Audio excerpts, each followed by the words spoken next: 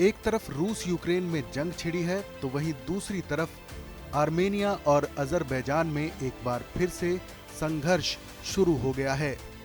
Armenia ने Azerbaijan पर हमला करने का आरोप लगाया है, तो वहीं अजरबैजान का कहना है कि आर्मेनिया ने उसे जानबूझकर उकसाया है।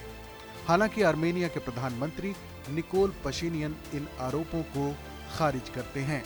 उनका कहना है अजरबैजान हमेशा से ऐसा करता आया है।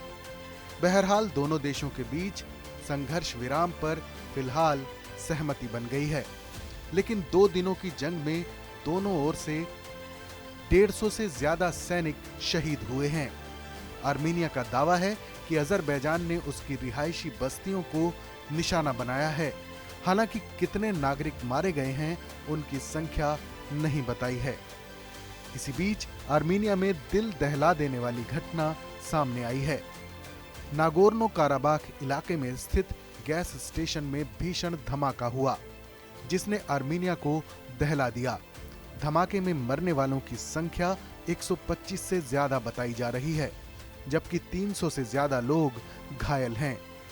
बताया जा रहा है कि ईंधन भरवाने के लिए गैस स्टेशन के बाहर लंबी लाइन लगी हुई थी। उसी वक्त गैस स्टेशन में तेज धमाका हुआ और देखते ही देखते वहां मौजूद सैकड़ों लोग घायल हो गए। जिस नागोर्नो काराबाख इलाके में यह धमाका हुआ वो अजरबैजान और आर्मेनिया के बीच विवाद की जड़ है। 1991 में जब सोवियत संघ का विघटन हुआ तो ये दोनों देश भी यूएसएसआर से टूटकर अलग हो गए। हालांकि दोनों देशों के बीच विवाद 1980 के दशक से चला आ रहा है। विवाद की वजह है नागोर्नो काराबाख क्षेत्र। इस इलाके पर कब्जे को लेकर दोनों देशों के बीच 4 दशकों से लड़ाई झगड़े रहे हैं। यूएसएसआर टूटने के बाद नागोर्नो काराबाख इलाका अजरबैजान के पास चला गया। अजरबैजान मुस्लिम आबादी वाला देश है, जबकि आर्मेनिया में ज्यादातर ईसाई रहते हैं। नागोर्नो काराबाख भी ईसाई बहुल है। इसके बावजूद ये इलाका अजरबैजान के पास है। 80 के दशक में नागोर्नो काराबाख खुद को स्वतंत्र देश घोषित कर चुका था।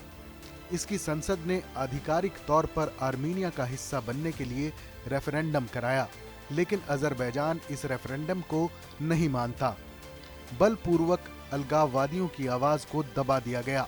1991 में सोवियत संघ का विघटन हुआ। उसके 3 साल बाद यानी 1994 में अजरबैजान और आर्मेनिया के बीच भीषण जंग छिड़ गई, जिसमें हजारों बेगुनाह नागरिक मारे गए, जबकि लाखों लोगों ने अपना घर-बार छोड़ दिया, पड़ोसी मुल्कों में शरण ले ली। कुछ महीनों बाद युद्ध विराम का ऐलान हुआ, लेकिन यह इलाका अजरबैजान का ही बना रहा। साल 2020 में भी दोनों देश एक बार फिर एक दूसरे के आमने सामने आ गए थे। एक बार फिर भीषण जंग हुई। मीडिया रिपोर्ट्स दावा करती हैं कि इस जंग में 50,000 से ज्यादा लोग मारे गए। फिलहाल दोनों देशों के बीच शांति वार्ता जारी है, लेकिन बातचीत किसी ठोस नतीजे पर नहीं पहुंच सकी है। दोनों देशों के बीच सैन्य झड़प की खबरें अक्सर सामने आती रही हैं। रूस, तुर्की और अमेरिका दोनों देशों के बीच समझौता करवाने की कोशिश कर रहे हैं, लेकिन दोनों देश बंदूक छोड़ बातचीत की टेबल पर कब आएंगे कोई नहीं बता सकता। इस खबर पर अपनी राय हमें जरूर बताएं। बाकी देश और दुनिया से जुड़ी तमाम बड़ी खबरों के लिए देखते रहें टीवी 9 भारतवर्ष डिजिटल।